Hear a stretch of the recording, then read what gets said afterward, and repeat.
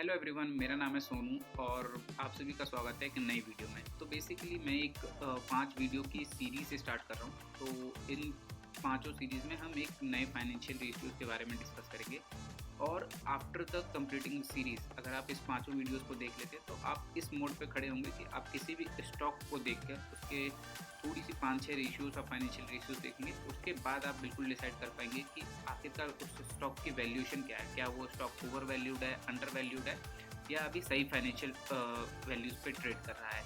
तो यानी कि इस वीडियो के बाद आप किसी भी स्टॉक का वैल्यूएशन फाइंड कर पाएंगे, क्या उसका सही समय हो सकता है इन्वेस्ट करने का या अभी जो उसका प्राइस चल रहा है और उसकी इंडस्ट्री में जो सेम कंपनीज काम कर रही है सेम इंडस्ट्री में उसके कंपैरिजन में वो स्टॉक कहाँ स्टैंड करता है, क्या उससे बेटर और कोई इंडस्ट्री में उससे बेटर कोई स्टॉक है जो उससे अच्छी वैल्यूएशंस पे अच्छा अपॉर्चुनिटी प्रोवाइड कर रहा है। तो आप सभी से रिक्वेस्ट है कि इस पूरी सीरीज़ में पाँचों वीडियो को देखिए और इसके बाद आप खुद कैपेबल होंगे कि ये डिसाइड करने के लिए कोई भी स्टॉक ओवर वैल्यूड है, अंडर वैल्यूड है या फेयरली वैल्यूड है।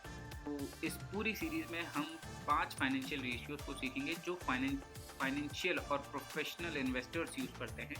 हर वीडियो में एक फाइनेंशियल रेशियोज़ के बारे में बात करेंगे और एंड तक आपके पास एक कंप्लीट स्टॉक वैल्यूएशन सिस्टम होगा।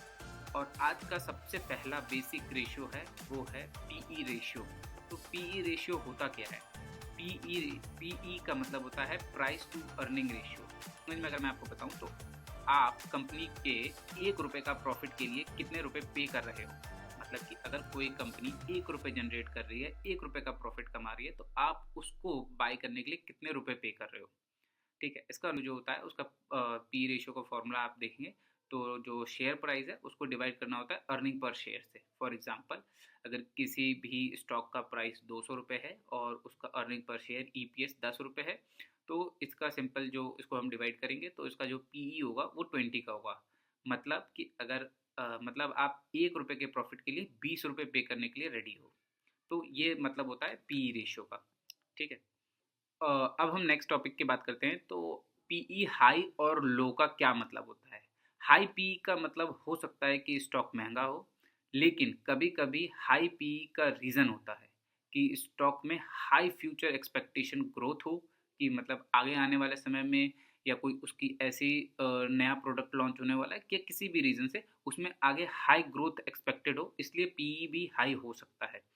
लो पी का मतलब हो सकता है कि स्टॉक सस्ता हो, लेकिन यहाँ पे ध्यान देने वाली बात यह है कि लो पी का मतलब ये नहीं है कि स्टॉक अच्छा हो।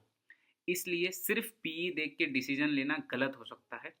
रेशियोज की भी कुछ लिमिटेशंस होती है, तो हम 2-3 लिमिटेशंस देख सकते हैं कि कहाँ कहाँ आप इसको यूज़ नहीं कर सकते हो या कहाँ कहाँ इसका यूज़ करना एक सही रिप्रेजेंटेटिव नहीं होता है। मतलब कि इसको यूज़ करने से आपको सही रिजल्ट्स नहीं मिलेंगे। तो जो कंपनी लॉस मेकिंग होती है उसमें पीई काम नहीं करता है। क्यों? अगर कोई भी कंपनी लॉस मेकिंग है तो उसका ईपीएस नेगेटिव होगा।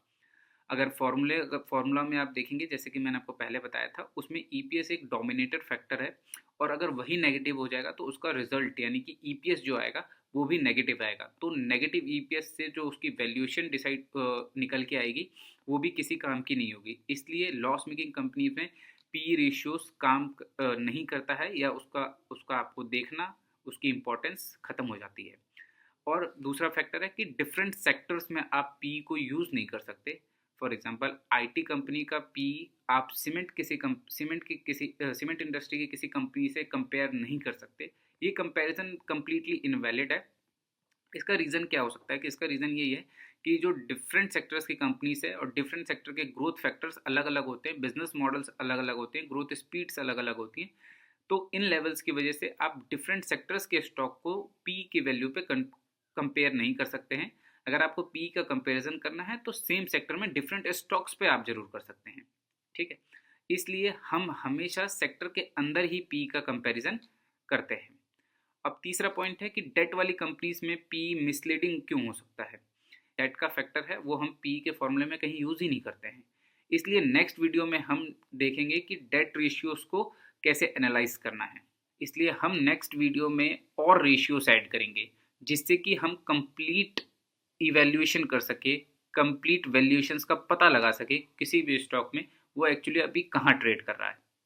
डिस्क्लेमर मैं ये देना चाहूँगा, ये वीडियो सिर्फ एजुकेशनल पर्पसेस के लिए है। ये किसी भी स्टॉक को बाय या सेल की रिकमेंडेशन नहीं देता है। इन्वेस्ट करने से पहले अपनी रिसर्च करें या फाइनेंशियल एडवाइज़र से सलाह लें।